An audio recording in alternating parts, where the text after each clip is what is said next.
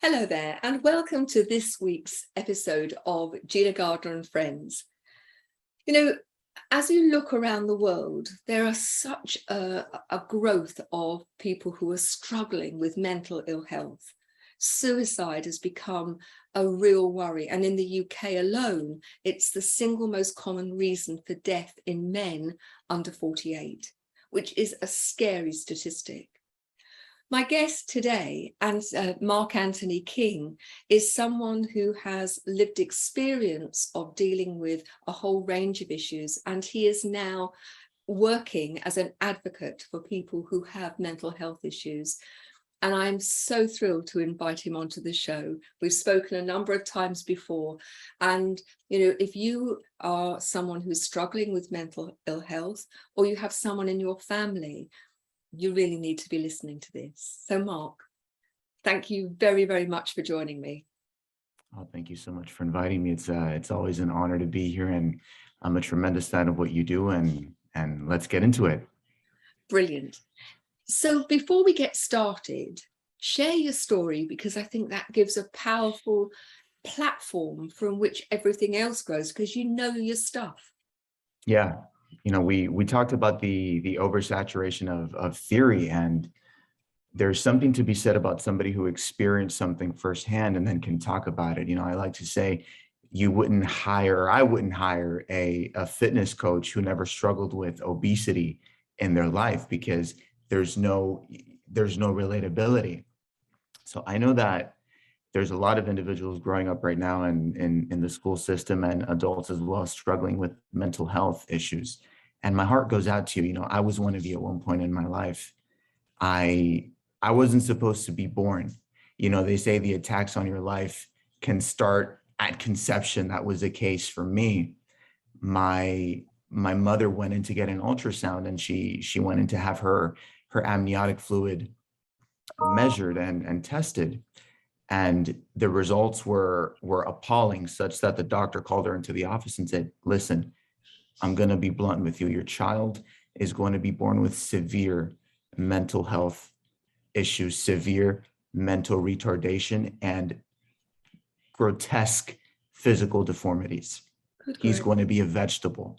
And my 19-year-old mother, who grew up under the poverty line, I mean, I can only imagine what it must have been like for her, hearing a doctor say that, alone in that cold doctor's office. And his next words to her weren't, "You're going to have a difficult life ahead, so buckle up." His next words were, "Listen, you're still within the allotted time. So my professional recommendation is you need to go schedule an abortion the second you leave this doctor's appointment." That must have been absolutely devastating for her.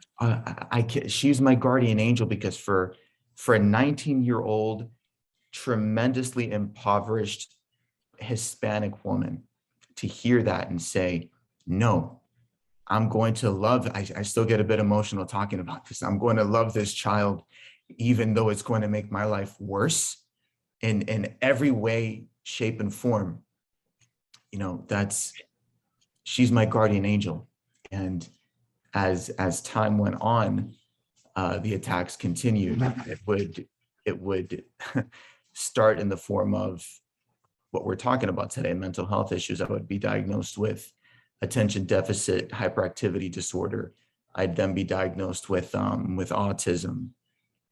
I'd be diagnosed with a host of other learning disabilities. I was diagnosed with epilepsy, because I would space out while in class. I would just stare off into the distance, and teachers were saying that I was having silent seizures. So a host of mental health labels were slapped on me. My mentor, Les Brown, is famous for saying, "Label jars, not children."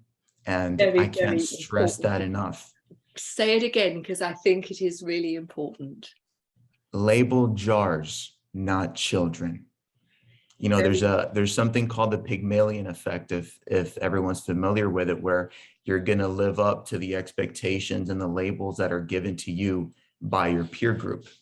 And in this case, it's by your parents, by the authority figures of your life. And I'm going to be honest and raw and vulnerable here, and I'm going to do it quickly for the sake of time. But there's one thing when you're labeled, but another thing when the attacks come from the inside of your family. I would soon be subject to physical abuse by the hands of my grandfather. I remember my grandfather throwing me on the ground and kicking me and telling me that I was never going to amount to anything. And I was abused by my father, who would do the same, and this is coming from a place of, I understand that generational trauma is a real thing. We call it epigenetics nowadays. Yeah. But we tend to pass on and perpetuate the abuses and the injustices that were done onto us in our childhood. We tend to perpetuate that onto the further subsequent generations. And I wish it ended there, but it didn't. I would soon be sexually abused by men and by women, starting at the age of 6, ending at the age of around 10 years old, which really skewed my relationship with masculinity and femininity. As I got older, I became very aggressive. I became a bit of a womanizer, to put it lightly, because it's almost as though I was trying to, as I got older, I became, as I said, aggressive and very combative. I was trying to ensure that no man ever did that to me ever again. And I became a bit of a womanizer because I was trying to hurt, in a different face, the same women who hurt me growing up.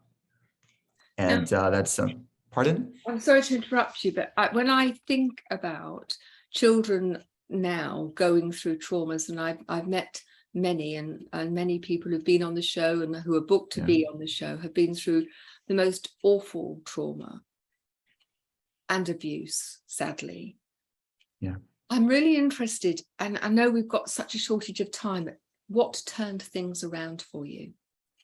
Oh, goodness. And it's a bit of a major irony, the answer. What turned things around for me was, I was 14 years old. I was in 9th grade. I was 225 pounds, 51% body fat, I was dealing with an eating disorder at the time. I was binge eating because that was the only thing I could control in my life. I couldn't control the labels, the abuses, physical, sexual, emotional. So I began eating. And at one point I just became so disheartened. Every day was a battle just to get out of bed. And every day was a plastered smile. Every day was starting with a lie. How'd you sleep? How'd you feel? I feel great. I didn't. I was dead inside. And shortly thereafter, I remember one day I kissed my mother goodbye. She dropped me off at school. I ended up coming home at 2:30 when school let out. And I wrote a suicide note because that was the day that I couldn't take it anymore. And I had to ensure that not to be dramatic, but I felt as though I was worthless, and I felt as though I was occupying space that somebody else could be taking up and using better. So I wanted to rid the world of the stain that was me. A lot of self-hatred and self-loathing. So there was a suicide attempt. I stabbed myself in the chest, aiming for my heart. But divine intervention comes in the most peculiar of moments, doesn't it? It does indeed. It should have hit my heart, and I know I didn't hit a rib, but it felt as though that knife blade hit a brick wall. And in that moment, the pain, the anguish that I was dealing with, it flipped. God presented an opportunity for me to turn things around, and in that moment, I stopped blaming life. I stopped blaming my grandparents, my father, the men and the women from my childhood. And I thought to myself, what can I take active control over in my life? So I began learning about the limitations surrounding autism. I began educating myself on the limitations surrounding ADHD. I took stock and inventory over everything about my personality, the way that I related to people that just was not fulfilling me, that I did not like, that wasn't working for me. And I learned how to make it better. It's such a powerful story. And the fact that at the age 14 that you can go from a place of absolute desperation to a recognition that your future and the quality of that future is in your hands. Us to explore what it is that you've managed to do and why you believe that's so important. Oh goodness. And we're pressed for time, and that's a question that could take me 2 hours to answer. All right. So, what really shifted things for me is the fact that I learned that my story isn't particularly unique. No, sadly, that's And very true. that broke my heart. And what broke my heart further is that my story, in terms of where it falls under the horrible spectrum, I mean, I thought my story was bad. They say you never know what somebody goes through until you walk a mile in their shoes. I True. have heard some true horror stories in my life, and that lit a fire in me, because it's easy to focus on yourself, especially in 2022. We live in a very me-centric culture nowadays, and everything is, I need some me time. I need to take some time to get to know myself. I need to love myself more, self-love, self-care, self. Well, if everybody focused on the self, who would be helped outside of the self? Yeah, very true. The Bible, which is my go-to book for pretty much everything.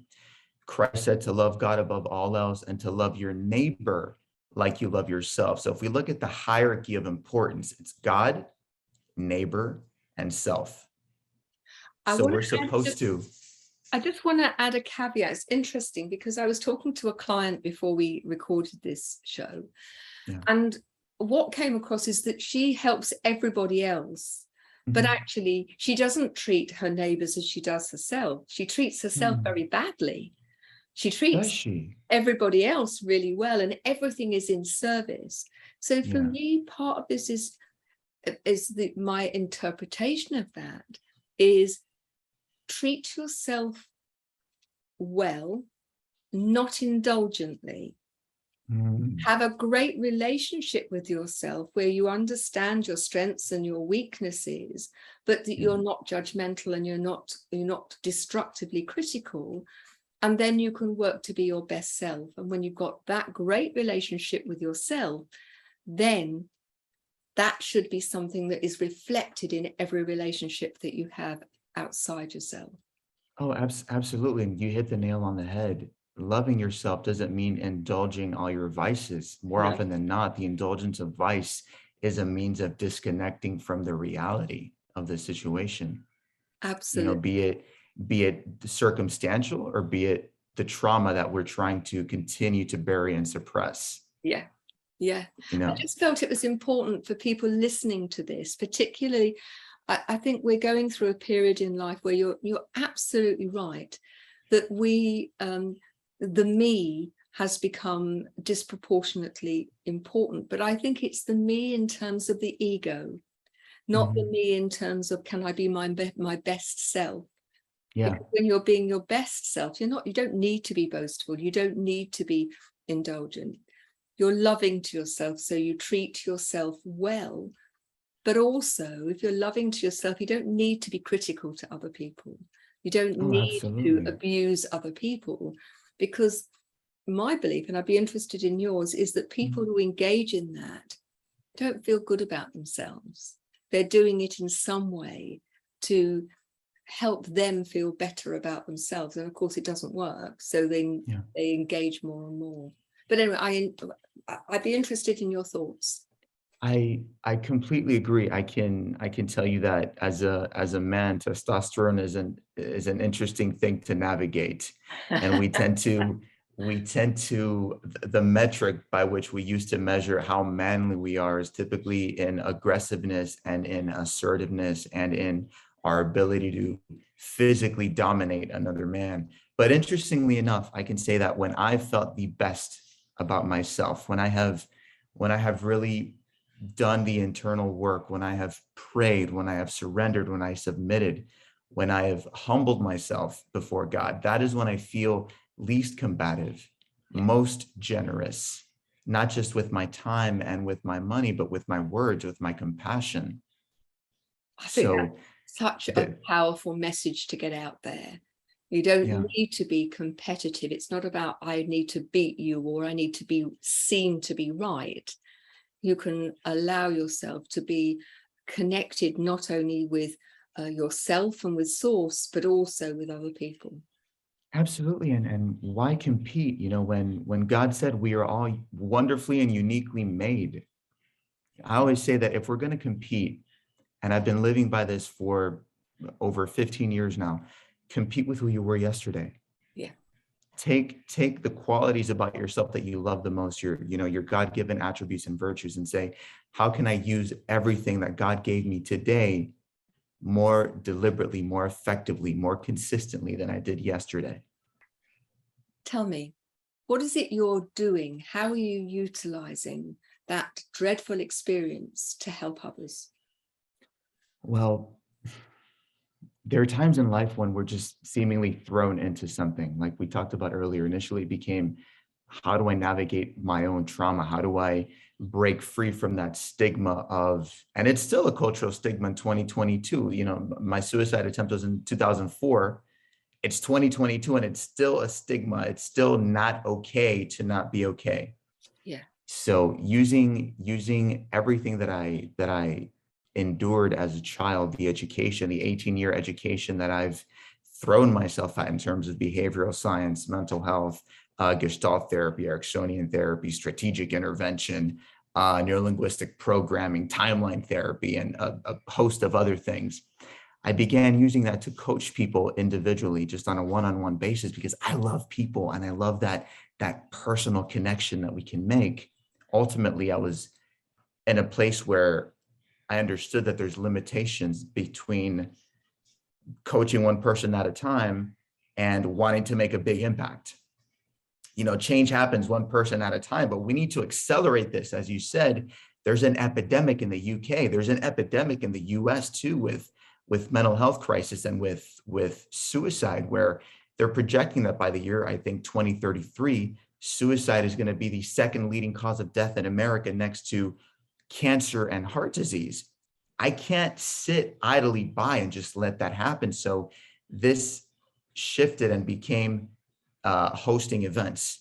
That became even broader. And I found myself co-leading a UNICEF team and advocating with members of Congress. So I want to share a really big win with you I'm and the looking forward viewers to as hearing it. well. Because, the Bible says that Hebrews 11:1, that hope is the substance of, oh my goodness, I'm blank right now. Faith is the substance of things hoped for, the evidence of things not seen. So I want to leave people with faith, with hope, and with love. So we've been fighting now for 2 years. UNICEF tasked me with taking point on the Mental Health Services for Students Act, which would serve about 55 million American students, Goodness me. releasing $200 million into the public education system that would place a mental health professional at every single school, and it would train teachers how to identify children that are suppressing mental health trauma and mental health issues. Wow, that's huge. So imagine children that can't afford going to a therapist, they could just be referred to the one that's going to be at their school. You know, when we talk about mental health, one of the problems has been the shortage of resources. It's always been the poor relation. You break your leg, you go to casualty, it gets sorted. But Yeah. if you've had a problem in terms of your emotional well-being, your mental well-being, it's sort of, as you say, it's always had a stigma and it's always been sort of brushed under the carpet. You know, pull yourself together. If you're in the UK, stiff upper lip, Yeah. don't cry, get on with it.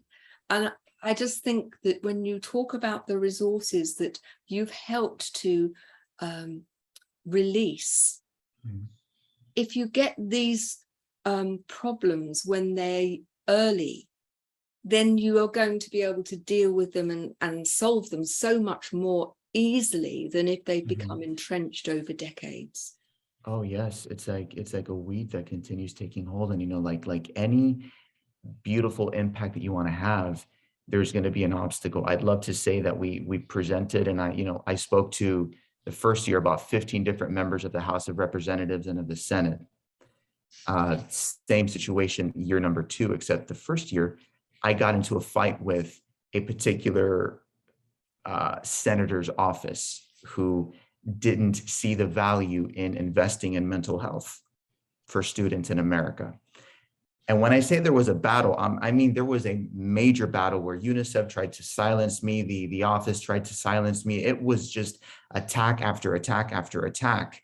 But I've become pretty resilient enduring You've what I've had endured. plenty of practice, haven't you, over the I years? have, and it wasn't about me. It was about the children who are on the verge of taking their own life. So we endure, we push through for a greater cause. I'm proud to say that as of today, those $200 million that we were fighting for are no longer on the table because our president has officially signed. You want to talk about God's blessing. The devil can try to attack our lives, but if we do like Joshua 1:9 says, be strong and courageous, do not be afraid, do not be discouraged, for the Lord your God will be with you wherever you go. And wherever means wherever, physically, emotionally, mentally, spiritually, financially, wherever you go, God is there. We rely on him, we persevere. Beautiful things happen at the end of that. Jeremiah 29:11 says that, goodness, for I know the plans that I have for your life, plans to prosper you and not harm you, plans to give you hope and a future. As of today, we have secured over $800 million that is going to be distributed and invested into our school system, into the mental health care crisis. We asked for 2, we got over 8. When you hear the numbers of people who are struggling, you recognize the magnitude of the problem. No matter what your background, what your religion, your creed, your color, there are people out there who are really struggling. Oh, yeah. And the thought that children, young people, are going to get support, and they're going to get support quickly when they need it, so that that problem doesn't become even greater, fills me with real joy, and must fill you with huge pride that you've had a very significant part in raising that. I had a bit of an emotional breakdown when I heard the news, because I have nieces, I have nephews, and to hear that children during the pandemic between the ages of 10 and 19 was the largest group of suicide, that broke my heart. And knowing that you can play a role in that, it's definitely humbling. It's a beautifully humbling experience. And I just, to whoever's listening, whoever this message is for, I want you to know that it is okay. Life gets better. Even if we do nothing, it gets better. It's never winter forever. It's never summer forever. Things change. Don't believe the lies that are in your head that you've been told throughout the course of your life, that you're not good enough, that you're never going to amount to anything. You know what? The beautiful thing about God is that God could take somebody. God could take somebody who is broken, like I was, and he can take your brokenness and remake it in such a beautiful way that you can become a beacon of hope for people who are even more broken than you. So I just want you to know that suicide is not the answer. Suicide is not the answer. Suicide is a permanent answer to a very temporary point in your life. We've come to the end of the show, and I think that what you're offering people, what you're helping the government recognize, is that there are practical things that can be put in place that can make a difference. If you're the individual who's struggling, please reach out, speak to someone. And as you say, nothing is permanent. The sun will still come up tomorrow morning, and everything will look different. It just remains for me to ask you, where can people get hold of you? So you can get a hold of me or my incredible partner in crime, Melody Garcia, at soulscripttv@gmail.com. You can follow us on Instagram, on Facebook, and just take into heart what I said. Nothing is permanent except God's love and God's faith in you. Thank you very much indeed, Mark. Thank you for listening. I do hope that you'll join me on the next show. Please let me know what you think. My email is Gina, Gina, at genuinely-u.com. Lots of resources on the website by the same name, genuinely-u.com, or ginagardnerassociates.co.uk. But take care and please join us on the next show. Bye-bye now.